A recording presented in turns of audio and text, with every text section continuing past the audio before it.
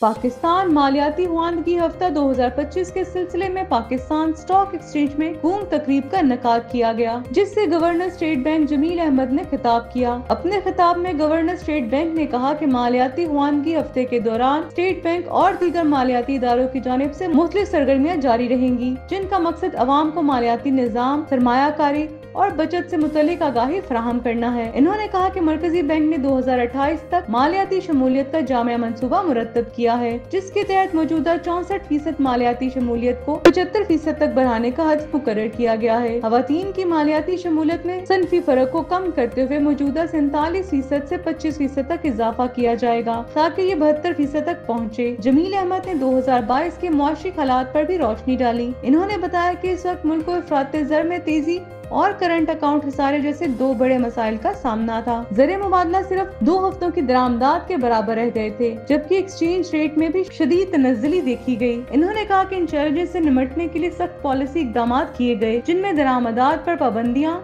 और शरह सूद में इजाफा शामिल है। इन इक़दामात के नतीजे में इंटरबैंक और ओपन मार्केट के दरमियान हलीज कम हुई और शरह मुबादला में इस्तेहकाम आया। गवर्नर स्टेट बैंक के मुताबिक 2025 के माली साल में अब तक तरसीलात ज़र में 33% इजाफा रिकॉर्ड किया गया है, जबकि मार्च में तरसीलात ज़र में तारीखी इजाफा हुआ। तवक्का है कि जून 2025 तक ज़र मुबादला के ज़हार $14 अरब तक पहुँच जाएंगे और तरसीलात ज़र का मजमूई हजम $38 अरब होगा। इन्होंने बताया कि रवा माली साल के दौरान करंट अकाउंट सरप्लस में है, जबकि तेल के अलावा दीगर दरामदाद में इजाफा और ऑयल इंपोर्ट्स में कमी हो रही है। अफरात ज़र के हवाले से इन्होंने कहा कि अगले माह इसमें इजाफा मुतवक्के है, ताहम माली साल के इख्तिताम पर अफरात ज़र 5 से 7% के दरमियान रहेगी। गवर्नर ने अपनी टीम पर 98% इत्मीनान का इजहार करते हुए कहा कि तमाम मुआशी इक़दामात मुल्क को इस्तेहकाम की तरफ ले जा रहे हैं।